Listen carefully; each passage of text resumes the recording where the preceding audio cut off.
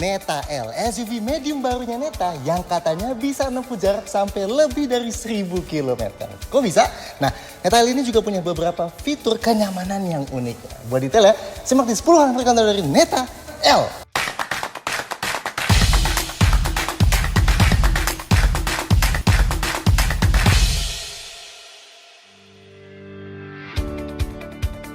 Satu, apa itu Neta L?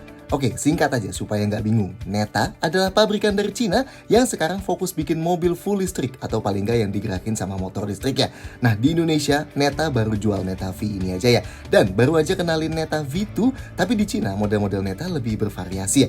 Yang pakai platform lebih kecil berbasis penggerak depan yang disebut platform Yunhe. Ada Neta V2 yang di Cina disebutnya Neta Aya ya. Dan ada SUV yang sedikit lebih besar yang disebut Neta U. Tapi setelah facelift jadi disebut Neta X yang sebentar lagi banget bakal dibawa ke Indonesia juga nih.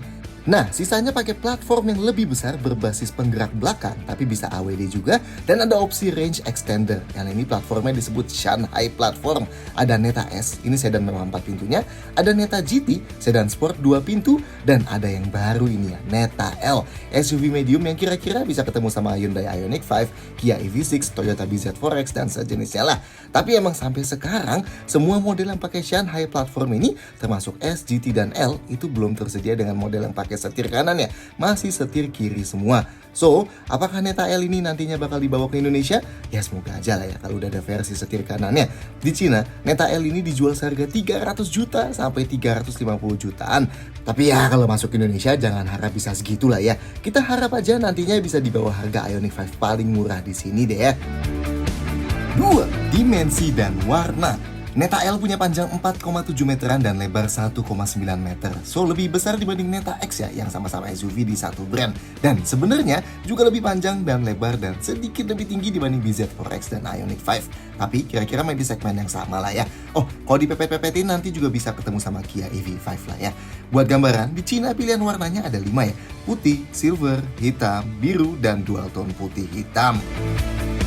3. Eksterior cantik. Meskipun punya dimensi kurang lebih mirip-mirip Ioniq 5 dan BZ4X, tapi ada satu hal cukup krusial yang kayak membedakan bentuk Neta L ini. Adanya kaca di pilar C yang ukurannya cukup panjang. Nah, ini bikin Neta L cenderung kelihatan kayak station wagon ya. Apalagi tinggi overallnya juga cenderung lebih rendah dibanding SUV kebanyakan. Dan atap slopingnya itu juga cukup cantik sih ya. Dan sejauh ini nggak terlalu kelihatan generik ya. Detailnya, kap depannya dibuat cukup panjang ya, soalnya ada mesin bensin nih di dalamnya. Lah, kok mobil listrik ada mesin bensinnya? Nanti ya di nomor 9 penjelasannya. Lampu utamanya cukup besar, nggak menganut lampu sipit kayak yang dipakai di Neta X dan S. Ada tulisan LED teknologi di pinggirnya ya. Nah, panel di bawahnya ada lubang beneran tuh buat meminimalisir drag di ban depannya. Dan panel ini warna hitam gloss ya. Dia lebih kelihatan kontras kalau di warna bodi yang lain sih kayak gini. Nggak ada grill utama kayak di kebanyakan mobil listrik Cina, tapi ada grill radiator yang cukup besar yang kayak dikasih banyak chrome ala diamond gitu. Kayak di Neta V itulah ya. Dan ada radar di tengahnya. Dan di balik grill ini juga ada active shutter ya buat nutup pas nggak diperlukan. Sayangnya nggak sempet kita videoin pas dalam aksi sih ya. Oh, di kaca depan sini ada gambar karakter kartun lagi naik kapal tuh. Ini sebenarnya katanya berhubungan sama latar belakang brand Neta sih. Tapi yang nggak usah kita bahas lah ya. Detail lampu depannya, di arealnya LED yang di paling atas, lampu utamanya dan lampu jauhnya LED projector, dan lampu seinnya LED sekuensial, gantiin di areal yang di atas ya.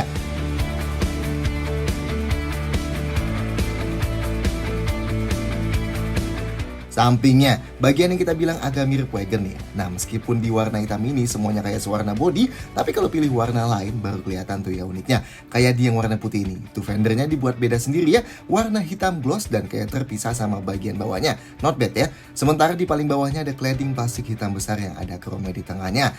Handle-nya model flush gini nih alias rata body. Dia baru kebuka kalau kuncinya kita buka ya, atau bisa didorong manual juga bisa sih ya. Velgnya cakep nih, 5 spokes dual tone 19 inci gini. Kelihatan gede sih ya. Dan di unit yang kita video ini, kaliper remnya pakai warna hijau stabilo. Keren juga sih ya, kontras. Meski kalau yang lebih suka warna biasa aja juga ada opsinya lah ya. Bannya Michelin E-Primacy ya, 22555R19. Di dekat fender depan ada panel tambahan bertuliskan Hozon gini. Nah, Hozon itu nama perusahaan utamanya Neta ya. Spionnya bertengger di pintu, dan dari list jendela sampai pilar B dan C semua dibuat piano black ya.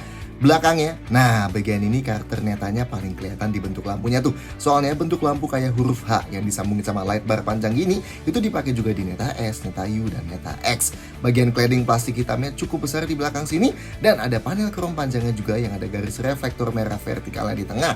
Dan garis merah ini diulang lagi di spoilernya ya, ada kayak gitu juga. Nih, dia kelihatan lebih unik di mobil yang warna putih sih ya. Detail lampu belakangnya, lampu malamnya LED bar panjang, lampu remnya LED yang vertikal, lampu seinnya LED sekuensial, lampu mundurnya LED di bawah, dan ada fog lamp LED di bawah.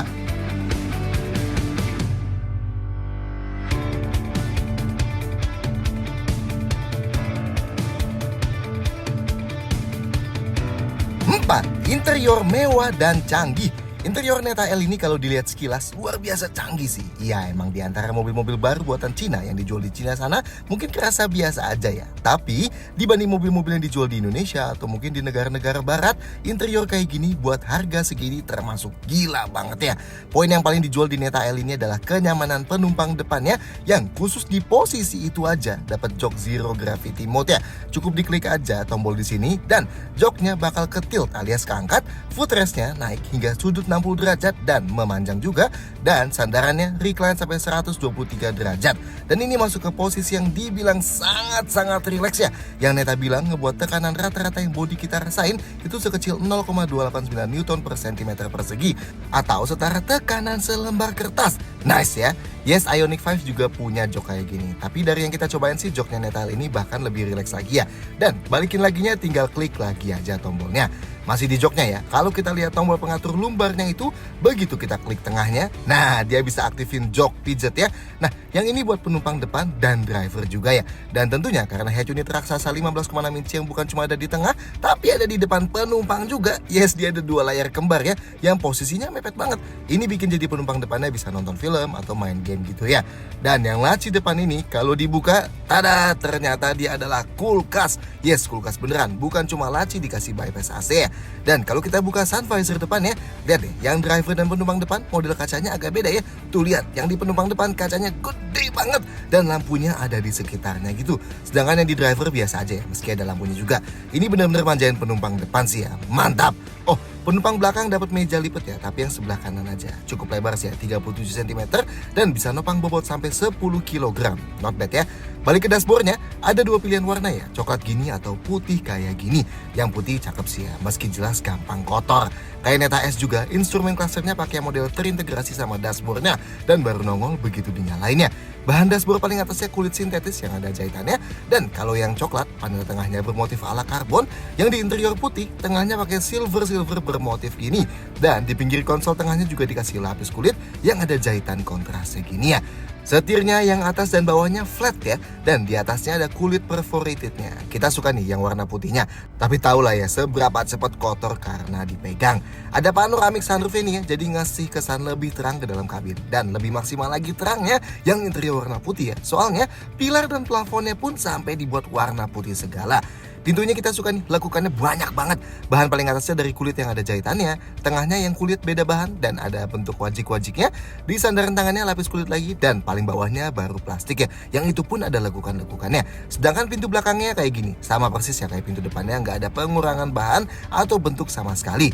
Nice! Jok depannya kelihatan gede dan mewah banget ya. Neta bahkan nyebutin spesifikasinya nih, kayak lebar dudukannya mencapai 52 cm, sandarannya selebar 53,5 cm dan setinggi 80 cm, dan headrestnya yang gede banget itu selebar 225 mm, dan itu ada speakernya ya di dalam headrestnya. Mantap. Ini jok belakangnya, gak kelihatan sespesial depannya sih, tapi pakai lapisan kulit yang motifnya kayak depannya juga, dan headrest kiri kanannya juga dibuat tebal ya. Oh, dan Neta bilang kulitnya ini ramah buat bayi ya, yang berstandar Oikotex apapun itulah ya. Detail lainnya, pas mau masuk mobil kita disambut seal yang ada gambar mobilnya gini nih. Ada ambient light yang bisa diganti-ganti dari hatch unit sini. Lampu kabinnya, di depan ada dua LED gini yang nyalainnya tinggal disentuh aja ya, dan di belakang ada LED lagi di kiri kanannya. Pegangan tangan plafonnya yang di depan adanya di sisi penumpang aja, yang driver nggak ada. Sedangkan yang di belakang kiri kanannya sama-sama ada gantungan bajunya ya.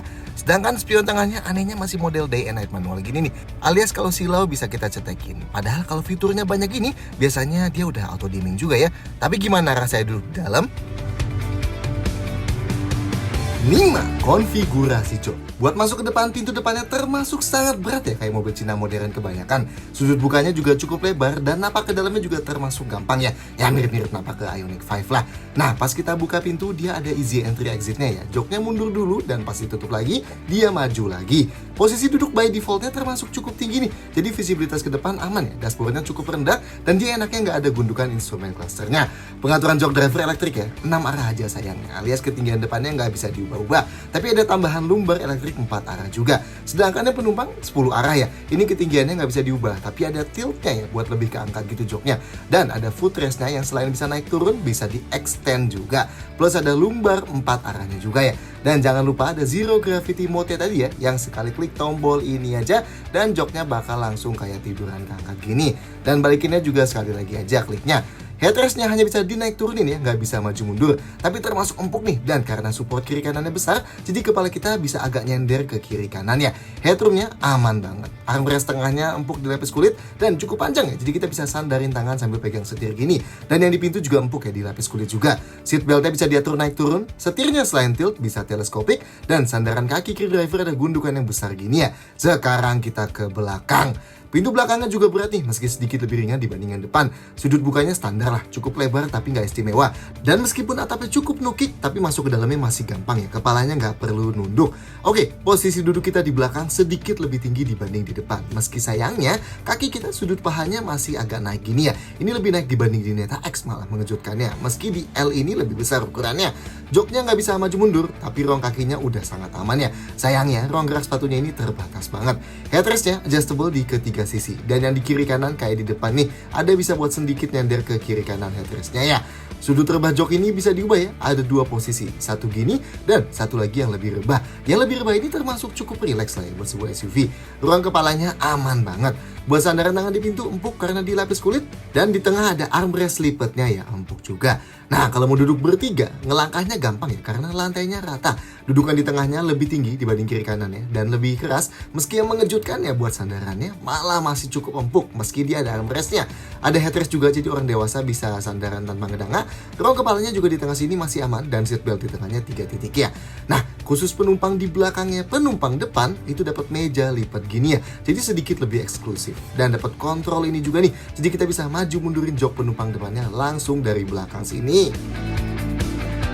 6. Fitur berlimpah. Mengingat mobil-mobil baru di Cina lagi sangat berperang fitur di tahap yang ekstrim, nggak heran ya kalau mobil yang harganya cukup terjangkau kayak Neta L ini fiturnya juga banyak.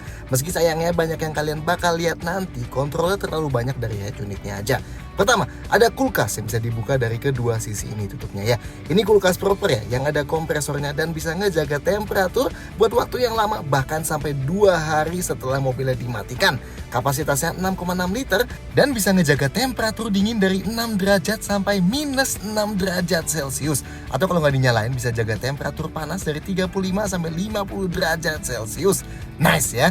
Lanjut, inputnya di depan ada wireless charger, kayak mobil Cina kekinian kebanyakan ya, 50 watt dan ada pendinginnya. Sedangkan kalau mau colok-colok ada di bawahnya. Di sebelah kiri bawah ada USB port Type A dan USB port Type C yang bisa ngecharge 60 watt. Dan di sebelah kanan ada buat colok gadget ke head unitnya. Di belakang ada USB port Type C 60 watt lagi, USB Type A dan power outlet 12 volt. Dan di bagasi juga ada power outlet lagi. Mantap! Lanjut ada panoramic sunroof, tebak gimana cara bukanya? Karena di overhead console sini gak ada tombolnya tuh. Yes, dari head unit ya. Masuk ke vehicle control dan cari yang ada gambar sunroofnya ini. Kontrol sunroof dan shade-nya terpisah, dan sebenarnya bisa kita langsung pencet aja tuh dari yang gambar sebelah kanan buat kebuka seberapa ya. Dan tentunya bisa pakai voice command juga, tapi kelihatannya sih lebih pas kalau ada tombol fisikalnya ya. Ini juga termasuk rem parkir elektriknya dan brake hold-nya. Ya, kayak di Neta V juga, kedua fitur ini buat aktif non-aktifinnya dilakuin dari head unitnya sini aja. Yang masih ada kontrol fisikalnya, wipernya otomatis ya. Lampunya juga otomatis, tapi yang di kanan setir ini bukan kontrol lampu ya. Ini kontrol transmisi dan cruise control. Kalau kontrol lampunya, ya sesuai tebakan kalian, ada di head unit juga.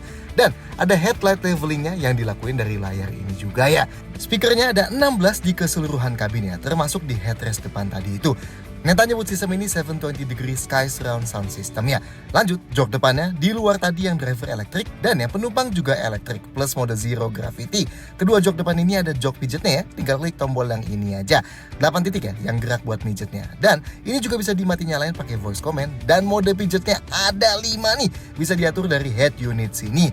Dan kedua jok depan ini juga ada pendingin jok dan penghangat joknya ya, masing-masing 3 level yang bisa diatur dari head unit sini. Dan jok belakangnya juga masih dapat penghangat jok 3 level. Not bad ya. Jendelanya keempatnya auto up down meski tombolnya agak unik ya. Nah, tombol yang disetir ini fleksibel ya, bisa buat volume dan track atau atur cruise control. Tapi dia ikutin fungsi yang dari head unit juga. Misalnya, buat atur spionnya nggak ada tombolnya kan tuh. Nah, ternyata dia dari head unit nih, bisa langsung klik yang ini dan nanti ada petunjuk disuruh pakai tombol disetir. Nah, pas ini tombol disetir yang kiri jadi buat atur naik turun atau kiri kanan spion sebelah kirinya. Sedangkan tombol setir kanannya jadi buat atur spion kanannya ya. Nah, terus lipat spionnya gimana? Sama ya, dari head unit juga. Anyway, kuncinya kayak gini, kayak punya Neta X juga. Pas kita coba sih dia nggak ada passive kill entry-nya ya. Meski dia emang otomatis mendeteksi kalau kita deketin mobilnya sambil bawa kuncinya. Handle-nya bakal kebuka sendiri dan kuncinya juga kebuka sendiri ya. Begitu juga pas kita menjauh, dia bakal otomatis ngunci mobilnya dan nutup handle-nya lagi. Nah, kalau kita buka paksa handle-nya gini sih bisa-bisa aja, tapi kuncinya nggak kebuka ya. Buat start mobilnya, kayak setiap model Neta lainnya, cukup masuk sambil bawa kunci dan duduk aja. Sedangkan buat aktifin sistemnya, injek pedal remnya ya. Ini instrumen clusternya, digital sederhana nih, terintegrasi di dashboardnya. Infonya basic banget sih, dari transmisi, sisa baterai, odometer, speedometer, trip meter, dan konsumsi energi. Oke, ini yang perlu paling kita bahas ya. 2 layar besar ini, masing-masing layar ini ukurannya 15,6 inci ya. Dan ketebalan total frame-nya cuma 12 mm. Dan bahkan bezelnya cuma 6,7 mm aja. Dan ini ditenagain sama chip Snapdragon 8155P dengan RAM 12 GB dan storage 128 GB. Dan ini gila sih ya, feel-nya pas dipakai emang luar biasa smooth dan layarnya juga kelihatan jernih banget ya. Oke, dari yang layar penumpang dulu ya, ini sebenarnya fokus buat entertainment aja, dari nonton film, main game, atau karaoke gitu ya. Ya not bad lah ya, penumpang depan gak bakal bosan di perjalanan jadinya. Sedangkan yang di tengah, ini jadi kontrol utama mayoritas fungsi mobilnya ya. Tapi maklumin aja, ini baru tersedia dalam bahasa Cina, jadi kita coba artiin yang kita ngerti aja lah ya. Dari yang di kiri atas dulu, ini buat beberapa kontrol krusial dan TPMS ya. Ada kontrol buka tutup bagasi, atur spion, dan memory seat driver yang ada 2. Buat buka kunci kap bensin, dan buat mati nyalain suara speaker di luar mobil yang buat ngasih tanda ke pejalan kaki. Yang kanan by default ada layar navigasi raksasa, dan di kiri bawah ada layar media. Buat atur AC semua dari sini ya. Ada shortcut-nya tuh di paling bawah. Dia dual zone atau climate control, alias suhu kiri dan kanan bisa dibeda-bedain. Naik turunin suhunya untungnya bisa di slide kayak gini ya. Paling dingin 16 derajat Celcius dan paling panas 32 derajat. Ada tombol Max AC juga. Di settings ini bisa nyalain hal kayak auto defogging, auto dry AC buat tetap nyalain AC beberapa saat abis mobilnya dimatiin biar kabinnya lebih kering, dan auto ventilation. Ada defogger kaca belakang, defroster depan, dan defogger spionnya. Oh, dan ada ventilasi AC belakang tambahan juga. Jenis aplikasi media yang bisa diputar banyak banget ya di sini. Cuman sayangnya semua aplikasi Cina ya, jadi nggak bakal relate juga sama kita. Yang unik kita bisa pakein kamera depannya buat foto atau videoin keadaan di depan. Lanjut, ini layar status chargingan, dan ini layar vehicle settings. Dari status detail kendaraannya, terus kontrol mobil kayak jendela, sunroof, shade, dan bagasi. Terus yang halaman ini buat atur perkunci-kuncian, yang ini buat atur spion, lipat spion otomatis turunin spion di gigi mundur.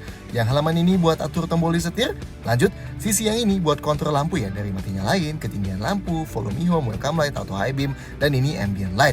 Yang halaman setir ini dari paling atas buat atur mode berkendara, bawahnya buat atur tingkat regenerative braking, bawahnya buat atur prioritas pemakaian mesin atau elektrik, bawahnya buat atur bobot setir. Nah, yang banyak di bawah itu dari atur auto hold, EPB, CST atau comfort stop yang bikin rem lebih natural, hill descent control, stability control, pengingat capek berkendara, dan buat aktifin driver monitoring system. Halaman yang ini buat atur peradasan, ini buat atur suara yang termasuk buat ngasih simulasi suara dari dalam mobil dan simulasi suara di luar mobil waktu jalan dalam kecepatan rendah. Halaman ini buat atur brightness dan settings layar, dan sisanya lebih standar lah ya. Sebenarnya banyak banget fungsi tambahan kayak fitur parkir otomatis, reversing assistant sampai 50 meter kayak punya BMW, remote parking, bahkan ada fitur AI-nya juga. Tapi itu nanti kita detailin kalau mobilnya udah masuk Indonesia aja lah ya. 7. Safety lengkap. Kayak kebanyakan mobil Cina baru lainnya, fitur safety-nya Neta L ini juga sangat komplit ya. Dari yang basic, rem depannya cakram ventilasi, dan rem belakangnya cakram solid. ABS CVT brake assist lengkap ya. Airbag-nya ada 6, 2 di depan, 2 airbag samping yang ada di samping jok depan, dan 2 airbag pilar yang memanjang. Stability control ada, mati nyalanya di head unit sini ya. Ada hill start assist atau hill hold control yang bakal nahan rem mobilnya beberapa detik pas berhenti di tanjakan biar mobilnya nggak merosot begitu kita pindahin kaki dari pedal rem ke pedal gas. Ada hill descent control juga yang aktifnya di head unit sini. Ini dipakai kalau lagi ketemu turunan sangat curam ya. Nanti mobilnya bakal jalan perlahan sendiri supaya kita bisa fokus sama nyetir mobilnya. Ada driver monitoring system yang memanfaatkan sensor di pilar ACC driver sini. Ini bakal mantau perhatian kita dan bakal ngasih peringatan kalau kita nggak perhatiin jalan ke depannya. Sensor parkirnya di belakang ada 6 titik yang terintegrasi dan di depan ada 6 titik lagi. Dan ini ada indikator di head unit ya yang nyatu sama indikator kamera. Sedangkan kameranya di depan ada 1, di masing-masing bawah spion ada 1 dan di belakang ada 1 lagi. Dan ngasilin gambar 360 derajat gini ya. Ada mode 3 dimensi juga yang mobilnya bisa diputer-puter dan ada mode buat ngeliat dari ban gini. Ada TPMS di head unit mobilnya dan tentunya jok belakang ada ISOFIX buat dudukan jok bayi. Nah, Neta L ini juga ada fitur safety aktif atau ADAS ya, Advanced Driver Assistance System. Dan ini manfaatin kamera di balik spion tengah ini, millimeter wave radar di tengah grill ini, dan buat fitur-fitur blind spot dan cross trafficnya ada tambahan millimeter wave radar lagi yang disembunyi di balik kiri kanan bumper belakang dan di kiri kanan bumper depan. Isi ADAS-nya ada forward collision warning dan auto emergency brake buat rem otomatis, lane departure warning dan lane keep assist buat jaga mobil dalam lajur, adaptive cruise control, traffic jam assist dan integrated cruise assist buat jaga jarak dan jaga di tengah lajur, blind spot detection, lane change assist, rear and front cross traffic alert dan door open warning yang memanfaatkan fitur blind spotnya, traffic sign recognition buat mengenali tanda pembatas kecepatan, dan adaptive front light buat lampu jauh otomatis. 8. Bagasi dan storage. Bagasinya Neta L ini elektrik ya dan bukanya unik ya. Bukan di bawah sini tombolnya, tapi ada di bawah wiper sini nih tombolnya. Yes, tuh yang ada gambar mobilnya gitu ya. Dan nanti bagasinya kebuka secara elektrik. Nah, di remote ini juga ada tombol buat bukanya dan kita yakin pasti ada cara lain sih buat bukanya. Mungkin dideketin doang atau pakai kaki. Tapi sayangnya karena settings di head unitnya full bahasa Cina, jadi kita nggak sempat buat otak-atik lebih jauh ya. Anyway, ini bagasinya cukup luas lah ya, 583 liter kapasitasnya. Bibirnya cukup lebar meski nggak spesial. Dan jarak bibirnya dari tanah termasuk tinggi nih ya, jadi angkat barang yang berat banget pasti PR. Tapi enaknya bibirnya rata sama lantainya. Nah, enaknya lantai ini bisa kita turunin ya. Tuh, jadi nggak rata sama bibirnya lagi. Tapi ini bakal nambah kapasitas ketinggian bagasinya ya. Nah, kalau kayak gini di bawah lantainya nggak ada space lagi ya. Ada toolkitnya sih. Sedangkan kalau mau kita ratain, tinggal naikin lagi aja. Meski udah pasti ketinggiannya bakal berkurang. Lanjut detail lainnya, di kiri sini ada infografis detail ruang bagasinya nih. Dari panjang-panjangnya sampai lebarnya. Unik juga ya. Ada lampu LED, gantungan belanjaan, dan di kanan sini ada net buat masukin alat penambal ban. Ini buat buka penutup charger emergency. Ada gantungan belanjaan lagi dan power outlet. Oh, di unit yang kita lihat di pameran ada parcel shelf-nya ya. Tinggal ditarik aja buat cover barang di bawah, jadi nggak bisa diintip dari luar. Dan tentunya bisa dilepas juga. Lanjut, kalau mau luasin kapasitas bagasi, jok belakangnya bisa dilipat pakai konfigurasi 60-40 ya. Pakai tuas di pinggir sini. Kalau dilipat satu gini, kita jadi bisa masukin barang lebih panjang sambil tetap duduk berdua di belakang. Dan kalau dilipat dua-duanya, nah kapasitas bagasi jadi jauh lebih besar ya. Jadi 1434 liter dan lantai ini rata nih, jadi geser barang tinggal didorong aja. Buat tutupnya ada handle kalau mau tutup manual atau bisa klik tombol ini aja dan bakal ketutup secara elektrik. Dan ini sisa storage di dalam kabin.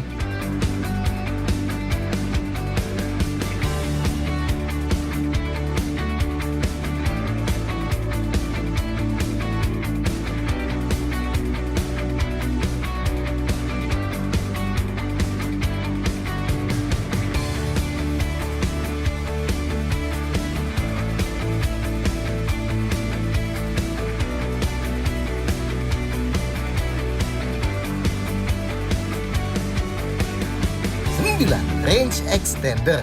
Kayak yang kalian lihat di sebelah kanan sini ada port buat charging. Nah, terus yang di sebelah kiri sini port buat apa dong? Nah, ini buat isi bensin ya. Yes, karena kayak Neta S juga, Neta L ini tersedia dalam 2 pilihan ya. BEV alias full electric dan satu lagi EREV atau Extended Range EV atau yang biasa orang sebut sebagai EV dengan range extender. Nah, EREV atau RF ini satu jenis dengan plug-in hybrid ya atau PHEV, di mana kita bisa charge mobilnya dan bisa isi bensin juga. Tapi kalau plug-in hybrid kayak Mitsubishi Outlander PHEV atau Toyota RAV4 PHEV, mobilnya biasa misalkan digerakin sama motor listriknya, mesin bensinnya, atau malah keduanya. Nah, e-REV ini hanya bisa digerakkan oleh motor listriknya aja, sedangkan mesin bensinnya murni hanya berfungsi buat ngecharge baterainya aja, alias sebagai generator aja ya, tanpa bisa ngegerakin bannya. Nah, karakter mobil dengan range extender gini adalah jarak tempuh totalnya yang luar biasa jauh ya, dan rasa bawa mobilnya pun kayak bawa mobil listrik aja, dibandingkan plug-in hybrid yang rasa bawanya lebih cenderung kayak bawa mobil hybrid.